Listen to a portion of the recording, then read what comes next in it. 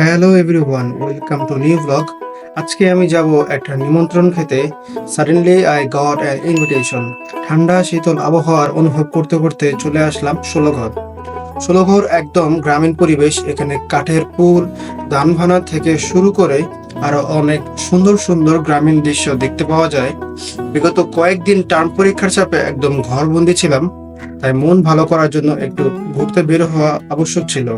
আর মন ভালো করার জন্য এমন একটা ওয়েদার মোর দেন এনাফ। আমি এবং সাথে দুইজন শুদ্ধ মহাত্মাদের নিয়ে কৃষ্ণপ্রভুর বাসায় চলে আসি। প্রথমে আমরা কীর্তন করে নেই, এরপর আসে মহাভোজ। আমাদেরকে খাবার পরিবেশন করা হয়েছে কলা পাতায়, সাথে ধোয়া ওঠা ভাত, করলা, পটল ভাজা। আহা, একদম পুরনো বাঙালিয়ানা। সবচেয়ে অসাধারণ ছিল এই ভুট্টার কারি। এছাড়া কাশ্মীরি ডাল, কলার মোচা এন্ড লাস্টলি ব্রেনকে ট্রিগার করার জন্য ছিল চাটনি আর পায়েস।